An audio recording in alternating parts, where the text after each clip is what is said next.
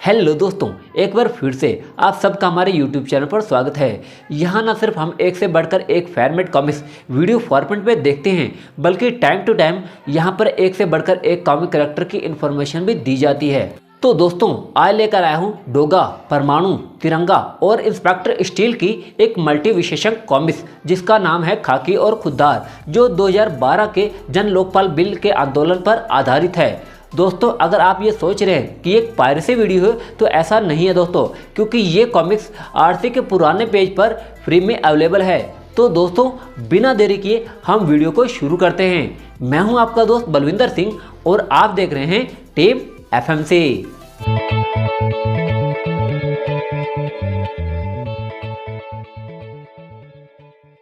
Comics के पहले दृश्य में हमें दिखाया जाता है इंस्पेक्टर विनय, इंस्पेक्टर स्टील और तिरंगा, जहां विनय पाठकों को संबोधित करते हुए कहता है, डेमोक्रेसी क्या है? गलत सिस्टम के मुंह पर बेझिझक गाली देने का अधिकार डेमोक्रेसी है। इस पर इंस्पेक्टर स्टील पूछता है, पर क्या गालियां पोत देने भर से सिस्टम ठीक हो जाएगा?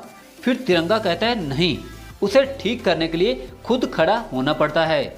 अगला दृश्य दिखाया जाता है हमें जन आंदोलन का, जहां एक बुजुर्ग जो सिस्टम के खिलाफ आंदोलन कर रहा है और उसकी सपोर्ट में हजारों लोग मौजूद हैं। उनके नाम के जिंदाबाद के नारे लगा रहे हैं, बाबा लखपुत्रे जिंदाबाद। तभी वहां पुलिस के एक बड़े अफसर यानी डीसीपी आते हैं, जो उन्हें वार्निंग देते हुए कहते हैं, ये आप लोगों को अंतिम चेतावनी है। दिल्ली में सेक्शन 144 लागू कर दिया गया है। किसी भी सार्वजनिक स्थान पर 5 से अधिक लोगों को इकट्ठा कर भड़काऊ भाषण देना या किसी भी प्रकार का आंदोलन करना दंडनीय अपराध है। फिर से हमें इंस्पेक्टर विनय, इंस्पेक्टर स्टील और तिरंगा का चेहरा दिखाया जाता है। विनय फिर पूछता है, किसी भी सिस्टम के खिलाफ खड़े होने के लिए कितने लोग चाहिए? 50, 500, 5000? इस पर तिरंगा कहता है, नहीं, सिस्टम को बदलने के लिए सिर्फ हौसला और दृढ़ संकल्प चाहिए। फिर इंस्पेक्टर स्टील कहता है, यदि हौसला बुलंद और संकल्प सच्चा है तो एक अकेला साधारण सा इंसान भी पूरे देश में जन सैलाब ला सकता है। आगे हमें वही बुजुर्ग दिखाया जाता है जिसका नाम बाबा लखपुत्रे है। वह पुलिस से कहता है, हम लोकपाल बिल में किए जा रहे परिवर्तनों के खिलाफ शांति सभा का आयोजन कर रहे हैं। अपना विरोध हम आमरण अनशन करके प्रदर्शित करेंगे। आगे हमें एक राजनेता का घर दिखाया जाता है, जिसमें कुछ और राजनेता टीवी पर उस बूढ़े आंदोलनकारी यानी बाबा लखपुत्रे की न्यूज देख रहे थे। तब एक नेता कहता है, ये साली मीडिया लखपुत्रे को जनता की नजरों में हीरो बना रही है। दीक्षित साहब, पिछली बार अनशन पर बैठे गुरु योदेव से पुलिस ने जो डांडिया खेली थी, उसकी अब तक थू थू हो रही है। अगर बाबा लखपुत्रे पर आंच भी आई तो आपकी कुर्सी तो गई। इस पर वह मेन लीडर यानी मंत्री कहता है, जयचंद, पागल कुत्ते के कांटे का इलाज तो हो सकता है, पर नेता के कांटे का कोई इलाज नहीं होता। इस लखपुत्रे को भी काटने का इंतजाम किया है मैंने। आगे हमें फिर से पुलिस व बाबा लखपुत्रे का दृश्य दिखाया जाता है, जहां पुलिस अफसर यानी डीसीपी बाबा लखपुत्रे को गिरफ्तार करने जाता है और कहता है, यदि आपने हमसे सहयोग नहीं किया तो मजबूरन हमें बल प्रयोग करना होगा। इस पर बाबा लखपुत्रे कहता है, हमारा मार्ग सत्याग्रह और अहिंसा का है, मैं गिरफ्तारी देने को तैयार हूँ। इस पर कुछ सहयोगी कहते हैं, हम भी बाबा के साथ गिरफ्तारी देंगे। इन्हीं भीड़ में नेता के कुछ गुंडे भी छिपे थे। वे कहते हैं, हम ना तो गिरफ्तारी देंगे, ना ही इन पुलिस वालों को बाबा को गिरफ्तार करने देंगे। बाबा लखपुत्रे का रास्ता रोकने का मजा जरूर चखाएंगे इन पुलिसियों को। इतना कहते ही भीड़ में छिपे गुंडे पुलिस पर पत्थर फेंकने लगते हैं। बाबा लखपुत्रे उन्हें रोकते हुए कहता है, नहीं, ठहरो, ये हम शांति और अहिंसा का विरोध प्रदर्शन करने आए हैं, यहाँ कोई हिंसा नहीं होगी।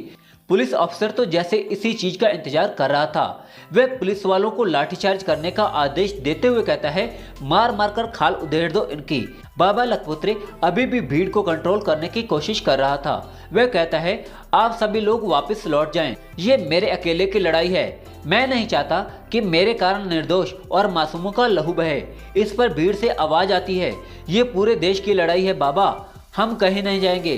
पुलिस का डंडा बाबा लखपुत्रे के सर तक भी पहुंच गया था, पर तभी उसके बीच दीवार बनकर खड़ा हो गया था वह शख्स जो देशभक्ति का जीता जागता रूप था, यानी तिरंगा। वह पुलिस वालों के डंडे को हाथों में रोकते हुए कहता है, जिनके हौसले में होता है सच्चाई का दम, जो न्याय के लिए जूझते हरदम, उन मतवाले देश के रखवालों के नहीं डिगा सकता खुद खुदा भी कदम। इतना कहकर तिरंगा उन पुलिस वालों को हवा में उछाल देता है। इस पर वह पुलिस ऑफिसर यानी डीसीपी तिरंगा से कहता है, कानून अपने हाथ में मत ले तिरंगा, ये सभी गुनहगार हैं। इन पर सिर्फ धारा 144 ही नहीं, पुलिस पर हमला करने के लिए धारा 353 और 333 और हथियारों के प्रयोग के लिए धारा 148 भी लगेगी। इस पर तिरंगा कहता है, वाह रे डीसीपी, इन मासूम बच्चों, अशक्त वृद्धों और महिलाओं पर ये धाराएं लगा रहे हो तुम, जो तुम्हारी लाठियों का सामना हाथ उठाकर भी नहीं कर रहे, वो तुम्हारी नजरों में गुनहगार हैं। तिरंगा उनकी पिटाई करते हुए कहता है, तिरंगा की नजरों में वो पुलिस गुनहगार है जो अपराधियों और मासूमों में फर्क ना कर सके। ले डीसीपी, अब से सभी धाराएं तिरंगा पर भी लगा। यह देखकर बाबा लखपुत्रे तिरंगा को रोकते हुए कहता है, नहीं तिरंगा, रुक जाओ, ये लोग सिर्फ अपनी ड्यूटी निभा रहे हैं। फिर आगे वह कहते हैं, मैं गिरफ्तारी देने को तैयार हूँ। अभी वे पूरी बात कह नहीं पाए कि एक पुलिस वाले का डंडा उनकी खोपड़ी पर पड़ता है। तिरंगा को भी घेरा जा चुका था। फिर डीसीपी तिरंगा से कहता है, तिरंगा, आईपीसी की सभी धाराएं लगाऊंगा तुझ पर। तब वह पुलिस कर्मियों से तिरंगा को अरेस्ट करने को कहता है। इस पर तिरंगा कहता है, तिरंगा को पराधीन कर दे, ऐसी ताकत तो पूरे विश्व में नहीं है डीसीपी। आज पूरी दिल्ली पुलिस फोर्स को ले आ, आज एक खुददार सारे दिल्ली की खाकी पर भारी पड़ेगा। अगला दृश्य हमें मिनिस्टर के घर का दिखाया जाता है, जहां एक आदमी मंत्री से कहता है, मंत्री जी, पूरा देश जानता है कि तिरंगा कभी गलत का साथ नहीं देता।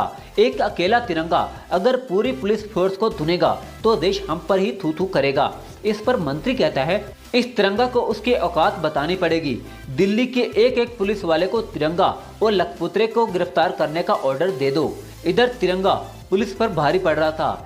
इस पर डीसीपी कहता है, क्यों पुलिस से दुश्मनी मोल ले रहे हो तिरंगा, वो भी इस बूढ़े के लिए। इस पर तिरंगा कहता है, क्योंकि मेरे नज़र में यह बूढ़ा नहीं नौजवान है। ऐसे ही नौजवानों ने इस देश को आज़ादी दिलवाई थी। गांधी और पटेल को भूला तो नहीं ना डीसीपी। आगे तिरंगा कहता है, यह बूढ़ा अपने हितों के लिए नहीं खड़ा, ये सारे देश के लिए खड़ा है डीसीपी। देश की उस जनता के लिए खड़ा है जो घर बैठे टीवी पर ये मंजर देखकर अपना रोष तो प्रकट करती है, पर जो सिस्टम के विरुद्ध जाने का साहस नहीं जुटा पाती। अन्याय के विरुद्ध रोष रखने वाले हजारों लोगों से बेहतर वो एक इंसान होता है जो अन्याय के खिलाफ आवाज उठाता है।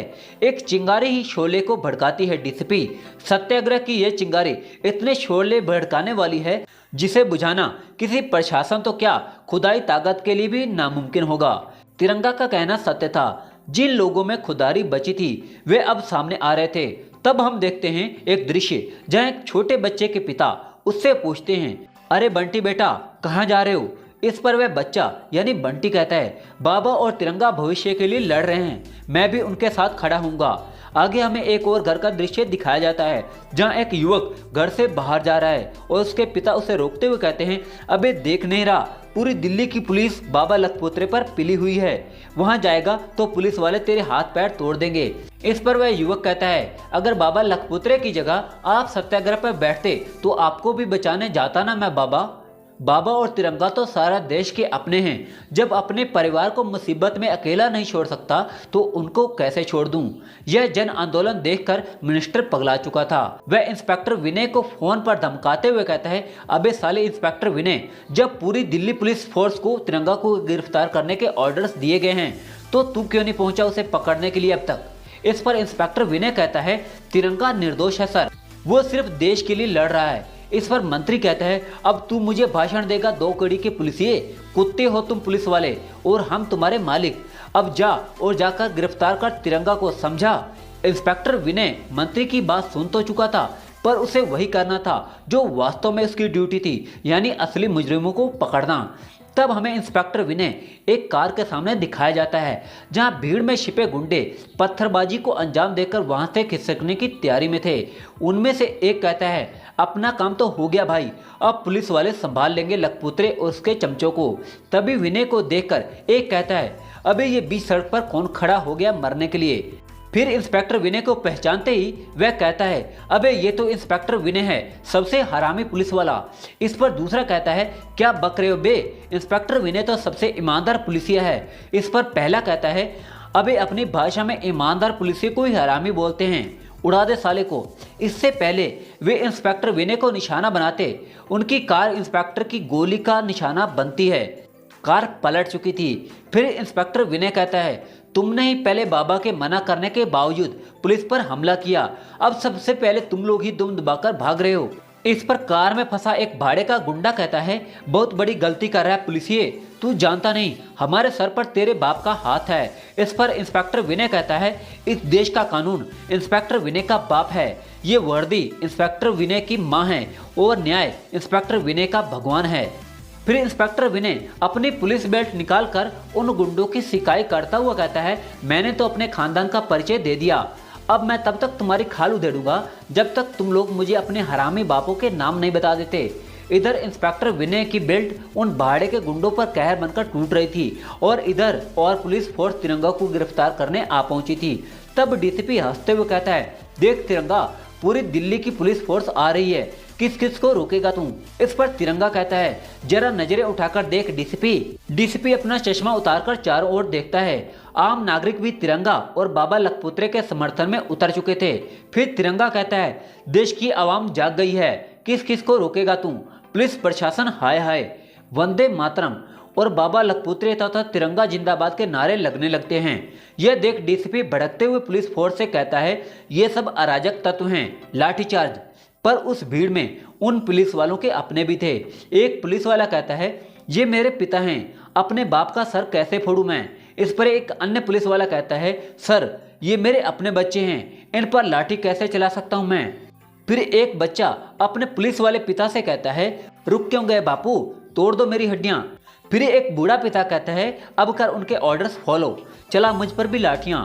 मंत्री और उसके चमचे नेता जो यह दृश्य देख रहे थे वह कहते हैं, अब तो लुटिया डूबी ही दीक्षित साहब, पुलिस वाले हैं तो हार्ड मैंस के इंसान ही, अपने परिवार को सामने देख ही पिघल गए साले। इस पर वह मंत्री कहता है, जयचंद, इस मुसीबत को रोकने के लिए अब मैंने जिस पुलिस वाले को बुलवाया है वो कोई हार्ड मैंस का इंसान नहीं, स्टील की मशीन है वो, जो जानती है तो सिर्फ कानून की धाराएं, मानती है तो सिर्फ ऑर्डर्स। क्या जनता क्या तिरंगा, सब पे भारी है ये खाकी स्टील। तब हमें दिखाया जाता है इंस्पेक्टर स्टील, जो अपने स्पेशल हेलीकॉप्टर से दिल्ली धरना स्थल पर पहुंच चुका था। वह तिरंगा को देखते ही कहता है, तिरंगा, तुम्हारे और बाबा लखपुत्रे के खिलाफ मेरे पास गिरफ्तारी के वारंट हैं, यू आर अंडर अरेस्ट। इधर अपोजिशन पार्टी भी यह दृश्य देख रही थी। तब एक पार्टी नेता कहता है, तो अब क्या करें जगभूषण जी। इस पर अपोजिशन पार्टी का चेयरपर्सन कहता है, हमारी अपोजिशन पार्टी तो अब तक इसलिए खामोश बैठी थी क्योंकि हमें लगा कि लखपुत्रे और उसके समर्थकों के हाथ पैर पुलिस वालों से तुड़वाकर सत्ता पार्टी खुद ही अपने पैरों पर कुल्हाड़ी मार लेगी और हम इसे संसद में मुद्दा बनाकर इनकी सत्ता पलट देंगे। पर ये साले सुपर हीरो तो सब बंटाधार किए दे रहे हैं। स्टील आ गया, तिरंगा भी मौजूद है, अब तो ना आम जनता के सर फूटेंगे ना हाथ पैर टूटेंगे। ऐसी चाल चलनी होगी कि सारे सांप एक साथ मर जाएं। इस पर वह पार्टी नेता कहता है, मैं समझा नहीं नेताजी। इस पर वह चेयरपर्सन कुलभूषण कहता है, लखपुत्रे की बलि लेनी होगी। इस पर वह नेता हंसते हुए कहता है, समझ गया नेताजी, सरकार डाल डाल तो विपक्ष पात पात। उधर विपक्ष अपना षड्यंत्र बुन चुका था और इधर तिरंगा उस फौलाद की दीवार से भिड़ चुका था। वह स्टील पर अपने न्यायस्तंभ का वार करता है। इस पर स्टील कहता है, तेरे न्यायस्तंभ का करंट मेरी शॉक प्रूफ स्टील बॉडी को कोई नुकसान नहीं पहुंचा सकता तिरंगा, पर मेरा एक प्रहार तुझे 440 वोल्ट के करंट से भी ज्यादा झटका देगा। इतना कहकर इंस्पेक्टर स्टील तिरंगा पर अपना भारी भरकम घूसा बरसा देता है। यह देखकर बाबा लखपुत्रे कहता है, बस बंद करो, बहुत हो गई ये हिंसा। अपनी आंखों के सामने देश के 2 सिपाहियों को ऐसे लड़ते नहीं देख सकता मैं खुद अपने आप को तुम्हारे हवाले करता हूँ, डाल दो मेरे हाथों में हथकड़ी। इस पर भीड़ कहती है, नहीं बाबा हम। अभी वे इतना कहते ही हैं, इससे पहले बाबा लखपुत्रे उन्हें रोक देते हैं और कहते हैं, नहीं मेरे बच्चों, सत्य आग्रह से मिलता है, हिंसा से नहीं, मुझे गिरफ्तार हो जाने दो, कोई बीच में नहीं आएगा। फिर स्टील बाबा को गिरफ्तार करते हुए कहता है, फर्ज के हाथों मजबूर है ये स्टील का सिपाही बाबा, आपके साथ साथ मुझे तिरंगा को भी गिरफ्तार करना होगा। इतना कहकर स्टील बेहोश तिरंगा को भी हथकड़ी लगा देता है। तभी वहाँ एक वैगन में सवार कुछ लोग आते हैं और बाबा पर गन फायर करने लगते हैं। पर इससे पहले वो गोलियां बाबा लखपुत्रे का सीना भेद पाती, एक कुत्ते का सीना उसके बीच में आ गया और वह कुत्ता था मुंबई का बाप, रात का रक्षक यानी डोगा। डोगा बाबा की ओर देखते हुए कहता है, सत्याग्रह और अहिंसा के बदले क्या मिला बाबा? हथकड़ी और गोलियां। यह हिंदुस्तान है, यहाँ पुलिस और कानून लोकपाल की नहीं सुनता। यहाँ चलेगा तो सिर्फ डोगा का ठोकपाल। और इसी के साथ हमारा ये पहला एपिसोड यहीं पर समाप्त होता है। डोगा जो इस लड़ाई में कूद पड़ा था, क्या इंस्पेक्टर स्टील उसे रोक पाएगा या डोगा स्टील के फौलादी पंजों से बच पाएगा? जानने के लिए इंतजार करते हैं अगले एपिसोड का, जिसका नाम है ठोकपाल। उम्मीद है दोस्तों आपको ये वीडियो पसंद आई होगी। अगर आप एक कॉमिक फैन हैं तो हमें सपोर्ट करने के लिए हमारे सभी वीडियो जरूर देखें। अगर आप चैनल पर नए हैं या अभी तक चैनल को सब्सक्राइब नहीं किया है तो चैनल को सब्सक्राइब भी जरूर कर दें। वीडियो को लाइक करें और फेसबुक, टेलीग्राम, व्हाट्सएप आदि पर वीडियो को शेयर भी कर दें। नई अपडेट पाने के लिए आप हमें फेसबुक तथा इंस्टाग्राम पर फॉलो भी कर सकते हैं और टेलीग्राम तथा व्हाट्सएप पर ज्वाइन भी कर सकते हैं। तो जुनून को रखते हुए बरकरार मिलते हैं अगले एपिसोड में। Keep watching team FMC। जुनून नेवर डाई।